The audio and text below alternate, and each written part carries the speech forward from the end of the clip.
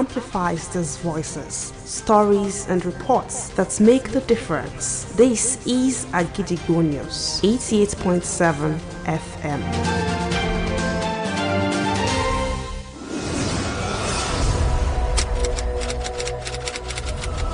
This is Kunle Amzat Studio, Agidigbo 88.7 FM. Welcome to News Around the World.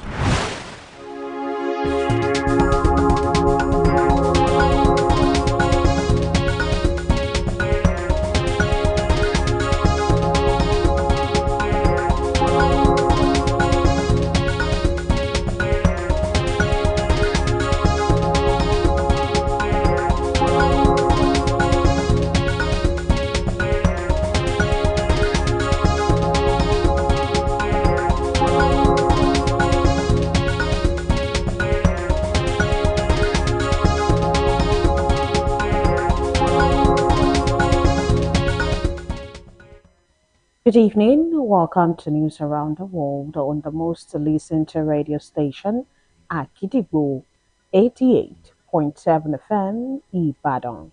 I am Wuraola Yusuff.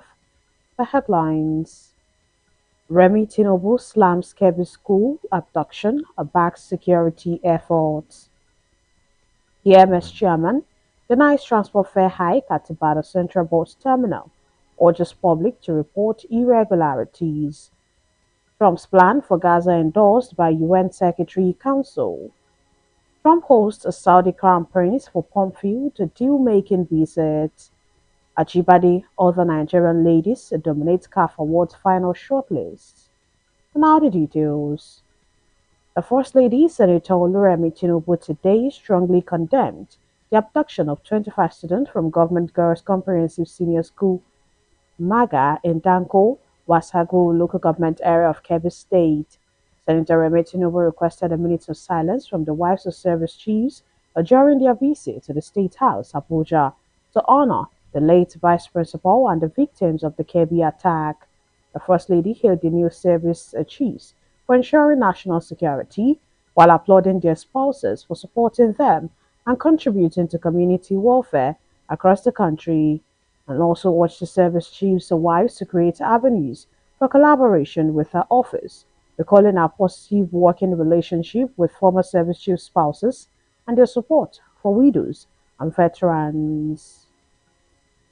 The Senate today has urged President Bola Tinubu to approve the recruitment of 100,000 fresh military personnel to confront insurgency, banditry, and the rising wave of school abductions across the country.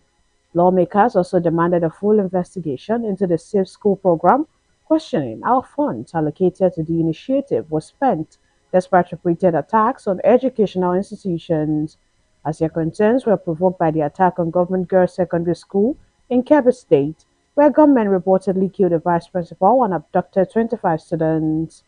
The debate followed additional prayers raised by Senator Adams Oshiomhole representing Edo North during plenary, which triggered a heated session on Nigeria's worsening security situation, while Senate President Godswill Akpabio presided over the sitting and later moved the chamber into a closed-door meeting to discuss classified details.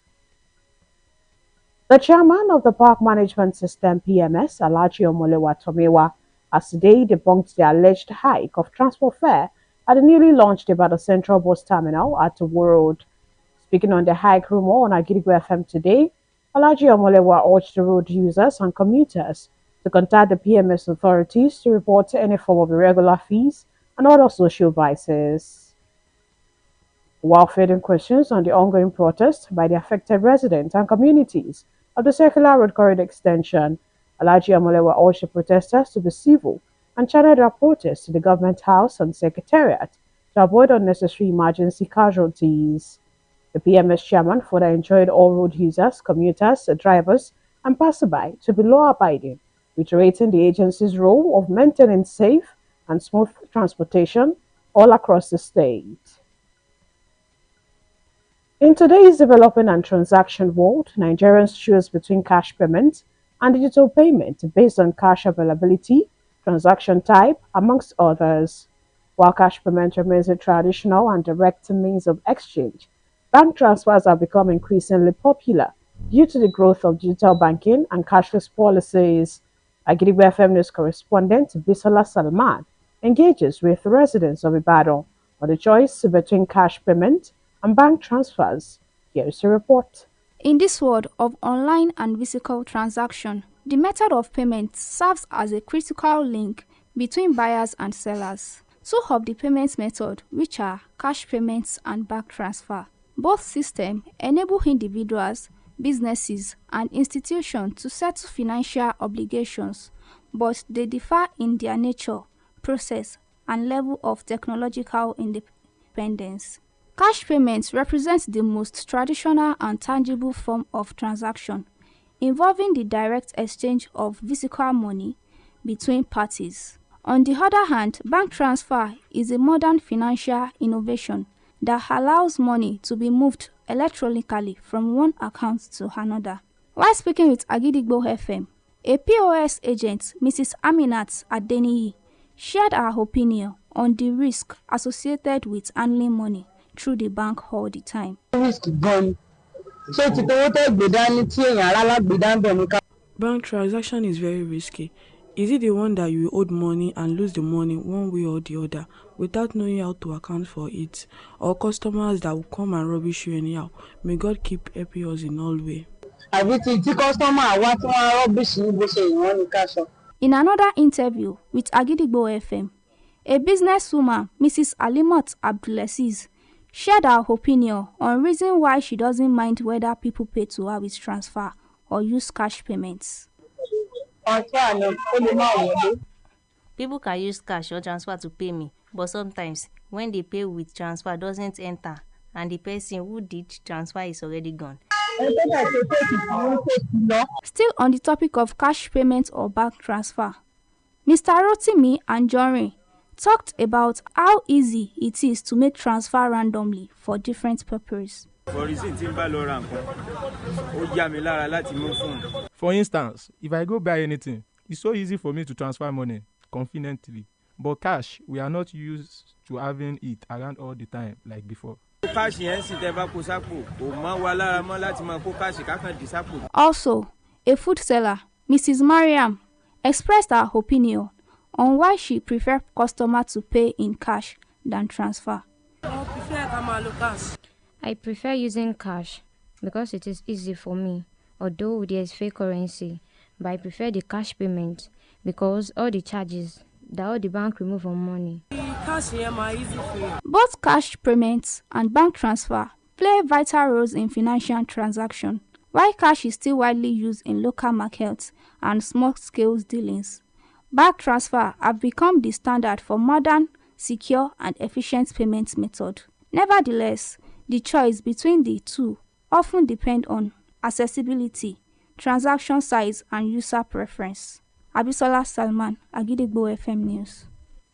And now it is time to link up with our United Kingdom studio for the foreign news. News from Kunle Hamzat studio at Gidigbo FM, United Kingdom. I am Olushola Damilola. The United Nations Security Council has voted in favor of U.S. drafted resolution that endorses United States President Donald Trump's 20-point plan for Gaza.